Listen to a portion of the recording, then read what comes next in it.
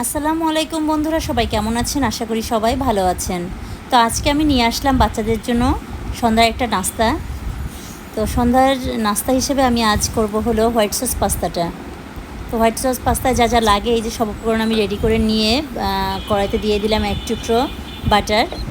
বাটারটা গরম হয়ে আসলেই দিয়ে দিলাম কিছু রসুন কুচি। তো রসুন কুচি দিয়ে এরকম অনবরত নাড়তে হবে আসলে। আর যখন দেখবেন এরকম ফেনা উঠে গেছে তখন দিয়ে দিবেন বাটার পরিমাণ কিছু ময়দা, যেমন 2 টেবিল চামচ এখানে আমার লেগেছে। তো তারপরে কিছুক্ষণ ভেজে নিলাম আমি এগুলো। তো এক পর্যায়ে এরকম হয়ে যখন আসবে তখন আমি এতে দিয়ে দেবো লিকুইড দুধ। 2 কাপ পরিমাণ দুধ দিয়ে দিলাম আমি এখানে। তারপরে আবার অনবরত নাড়তে হবে, খুব বেশি এই সময় নাড়তে হয়। তো নেড়ে নেড়ে এই যে এরকম পর্যায়ে আসবে। তো এখানে আমি মিক্সড করে ফেলাম চিনি ফ্লেক্স, সাথে দিয়েছিলাম লেবুর রস এবং পাস্তার যে মশলা থাকে ওটাও আমি এখানে দিয়েছি।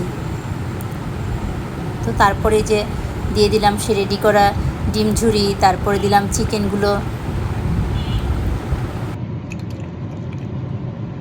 এরপর আমি দিয়ে দিলাম সেই পাস্তাগুলো যেগুলো আমি আসলে রেডি করে রেখেছিলাম। পাস্তাগুলোকে এরকম ঝরঝরা করতে আসলে গরম পানিতে একটু তেল দিয়ে সিদ্ধ করলে এরকম ঝরঝরা হয়ে যায়। তো যাই হোক, এই পর্যায়ে তারপরে সবগুলো একসাথে মিক্সড করছি, খুব সুন্দর করে মিক্সড করতে হবে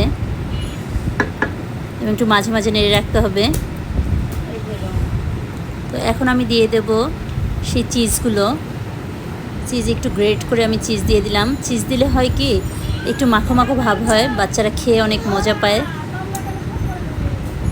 তো ফাইনালি আমার পাস্তা রেডি। আরিশা অদ্রিত খুব পছন্দ করে আমার হাতের এই পাস্তাটা। তো যাই হোক, আসলে রেস্টুরেন্টে যেরকম হয় হোয়াইট সস পাস্তায় কোনো ঝাল টাল দেয় না, কিন্তু আমি একটু কাঁচামরিচের ঝালটা ব্যবহার করি এখানে। আপনারা এভাবে হোয়াইট সস পাস্তাটা করে খাওয়াবেন বাচ্চাদের, আমার বিশ্বাস বাচ্চাদের খুব ভালো লাগবে। তো সবাই এতক্ষণ যারা আমার এই ভিডিওটি দেখলেন কষ্ট করে, সবাইকে অনেক অনেক ধন্যবাদ। আর আমার শোনা বাচ্চাদের সবাইকে আমি আশা করি আপনারা সবাই এই পাস্তাটা আমার মতো করে একটু করে খাওয়াবেন একদিন হলেও। তো ভালো থাকবেন সবাই, আল্লাহ হাফেজ।